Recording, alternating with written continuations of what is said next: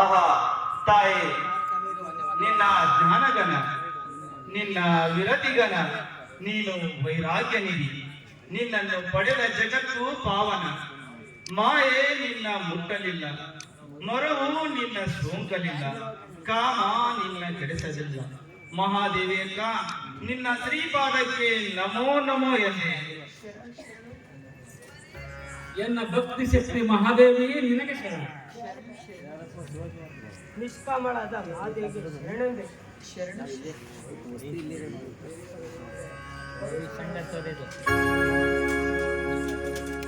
ಭವಿಷ್ಯವನ್ನು ತೊರೆದು ಭವಗೆದ್ದ ಮಹಾದೇವಿಗೆ ಶರಣು ಶರಣ. ಒಳ್ಳೆಯ ತಾಯಿ, ಒಳ್ಳೆಯ. ಇಂದಿಲ್ಲಿ ಕುಲಜಾತಿಗಳ ಬಗ್ಗೆ ಚರ್ಚಿಸಬೇಕಾಗಿದೆ. ಅದರಲ್ಲಿ ನೀವು ಭಾಗವಹಿಸಿ. ಅಸ್ಪೃಶ್ಯತೆಯ ಉದ್ಧಾರವೇ ಇಂದಿನ ಅನುಭವಗೋಷ್ಠಿಯ ಮುಖ್ಯ ವಿಚಾರವಾಗಿದೆ.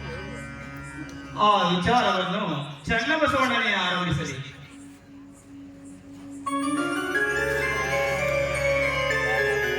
ಧರ್ಮೋದ್ಧಾರಕರೇ, ಹುಲಿಯನಾಗಲಿ, ಆರವನಾಗಲಿ, ಮಾದಿಗನಾಗಲಿ, ಮಚ್ಚಿಗನಾಗಲಿ ಶಿವದೀಕ್ಷೆ ಹೊಂದಿದ ಬಳಿಕ ಅವನ ಕುಲಜಾತಿಗಳೆನ್ನಿಸಕೂಡದು. ಲಿಂಗಧಾರಿಯಾಗಲು ಶಿವಕುಲವು ತಪ್ಪದು. ಈ ಶರಣರು ಈ ವಿಚಾರವನ್ನು ನಿರ್ಧಾರ ಮಾಡಿ ಮಾನವನ ಕುಲಕ್ಕೆ ತಗುಲಿದ ಅಸ್ಪೃಶ್ಯತೆಯನ್ನು ಕಿತ್ತು ಹಾಕಲಿ ಪ್ರಭು.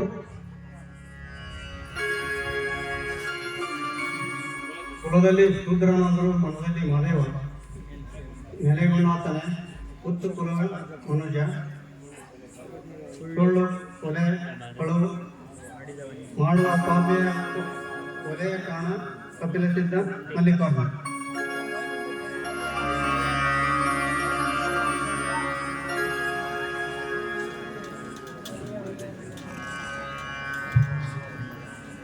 ಒಲೆಯರೆಂದರೆ ಒಲೆಯರಂತಪ್ಪರಯ್ಯ. ಕೇರಿಯಲ್ಲಿರುವವರು ಒಲೆಯರು. ಪಾಪಿ ಕರ್ಮಿಗಳು ಒಲೆಯರು. ಹುಟ್ಟಿನಿಂದ ಜಾತಿ ನಿರ್ಣಯ ಮಾಡಕೂಡದು. ಸತ್ತ ಪ್ರಾಣಿಯನ್ನು ತಿನ್ನುವರು ಒಲೆಯರಲ್ಲವೇ? ಯಜ್ಞದಲ್ಲಿ ಪಶುವನ್ನು ಕೊಂದು ತಿನ್ನುವರು ಒಲೆಯರೇ. ಈ ಭವಿತನನ್ನು ಬಿಡುವುದು. ಕೊಟ್ಟವ ಕಟ್ಟದ ಬಳಿಕ ಲಕ್ಷಣ ನೆಲೆಸುವರೆ ಕುಲವೆಂಬುದು ಅದು ಒಂದು ಉದ್ಯೋಗ. ಯಾರು ಯಾವ ಉದ್ಯೋಗ ಮಾಡುವರೋ ಅವರು ಆ ಕುಲದವರೆಂಬುದು ಲೋಕರು. ಸಂಸ್ಕಾರದಿಂದ ದ್ವಿಜತ್ವ ಉಂಟಾಗುತ್ತದೆ. ಬಲಿಯನನ್ನ ಹಾರವನನ್ನಾಗಿ ಮಾಡೋಣ ಬಂದಿದೆ. ಇದಕ್ಕೆ ಅಕ್ಕ ನೀನು ಹೇಳುವಳು.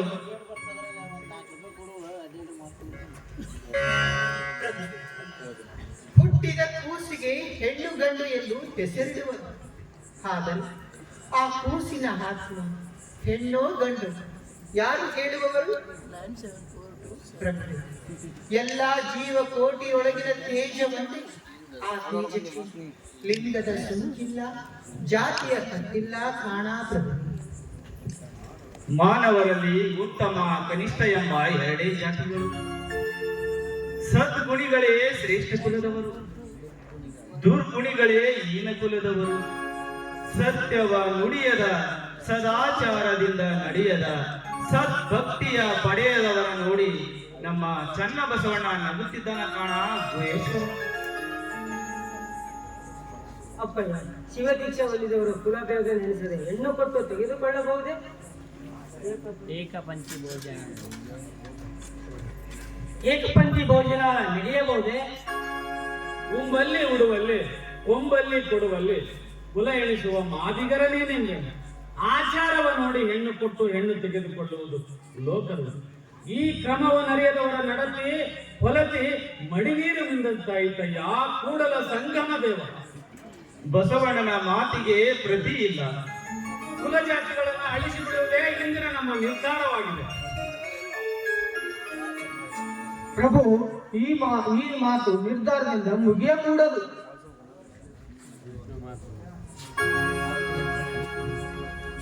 ಪ್ರಭುಗಳೇ ಹಾಗೂ ಬಸವಲಿ ಚರಣ ಪೊಂಗುವರೇ, ಕುಲದಲ್ಲಿ ಬ್ರಾಹ್ಮಣನಾದ ನಾನು ಶಿವದೀಕ್ಷೆಯನ್ನು ಹೊಂದಿ ಶಿವಶರಣ ಹರಳೆಯನವರ ಮಗಳಿಗೆ ನನ್ನ ಮಗನನ್ನು ಕೊಟ್ಟು ಮದುವೆ ಮಾಡಲು ಈ ಬರುವ ಮಂಟಪಕ್ಕೆ ಬಂದಿರುವೆ. ಹರಳೆಯನವರೇ, ಇದಕ್ಕೆ ನಿಮ್ಮ ಒಪ್ಪಿಗೆ ಇದೆ? ನನ್ನ ಒಪ್ಪಿಗೆ ನಿನ್ನ ಒಪ್ಪಿಗೆ ಆಗಿದೆ. ಹಾಗಾದರೆ ವಧುವರನ್ನು ಬರಮಾಡಿ.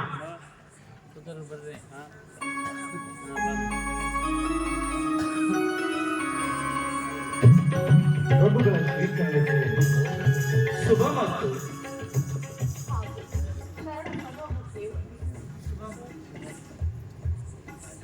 ಅಪ್ಪ, ನೀನಾರ ಮಗನು? ನಿನ್ನ ಹೆಸರೇನು? ನಾನು ಮಚ್ಚಿಗಾರ ಹರಳೆಯನ ಮಗ. ನನ್ನ ಹೆಸರು ಶೀಲವಂತ. ನೀನಾರ ಮಗಳಮ್ಮ? ನಿನ್ನ ಹೆಸರೇನು? ನಾನು ಮಧುವರಸ ಮಂತ್ರಿಯ ಮಗಳು ದಮನ ಕುಮಾರಿ. ನನ್ನ ಹೆಸರು ನೀಲ. ಮಕ್ಕಳೇ, ಅಸ್ಪೃಶ್ಯತೆಯ ಕಲಂಕವನ್ನು ದೂರು ಮಾಡಲು ನೀವು ಮುಂದಾಗಿರುವಿರಿ. ಆದರೆ ಈ ಕಾರ್ಯವನ್ನು ಮಾಡುವಲ್ಲಿ ಮುಂದೆ ಗಂಡಾಂತರ ಎದುರಾದರೆ ನಾವು ನಮ್ಮ ಪ್ರಾಣ ಕೊಡಲು ಸಿದ್ಧರಿದ್ದೇವೆ. ಬಸವಣ್ಣನವರ ಮಾರ್ಗದಲ್ಲಿ ಸಾಗಿದ ನಾವು ಯಾವುದಕ್ಕೂ ಅಂಜಲಾರವು. ನಿಮಗೆ ಮಂಗಲವಾಗಲಿ. ನಿಮ್ಮ ಮದುವೆಗೆ ಶೂನ್ಯ ಸಿಂಹಾಸನದ ಒಪ್ಪಿಗೆ ಇದೆ.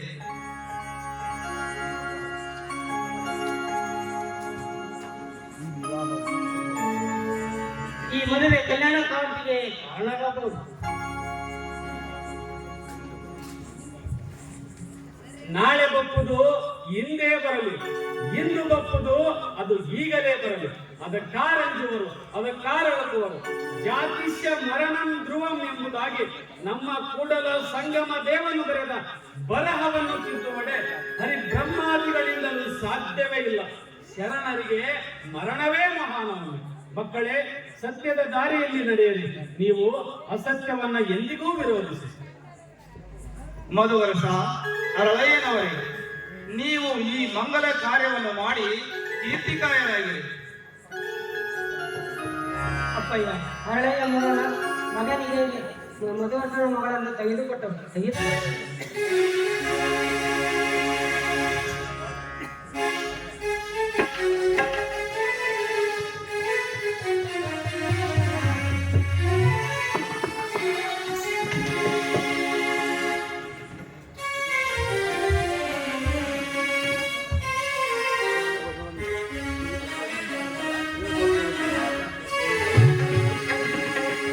जय कल्याणಕ್ಕೆ जय कल्याणಕ್ಕೆ जय कल्याणಕ್ಕೆ जय हे जय गीತೆಯಾಡಿ ಜನರೆಲ್ಲ ಕೂಡಿ ಶರಣರ ಹಾಡಿ ಪಾಡಿ ಶರಣರ ಹಾಡಿ ಪಾಡಿ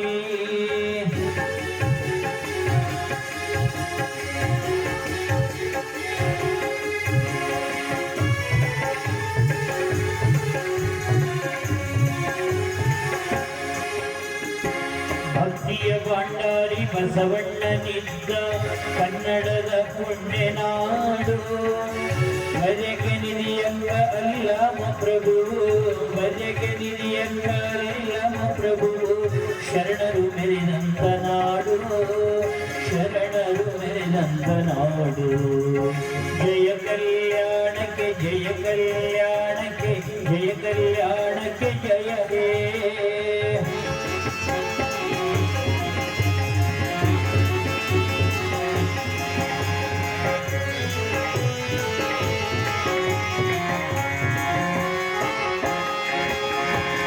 ಮದುವಯ್ಯ ಅರಳಯ್ಯ ಉಭಯರು ಕೂಡಿ ಜಾತಿಗೆ ಸವಾಲು ಹೂಡಿ.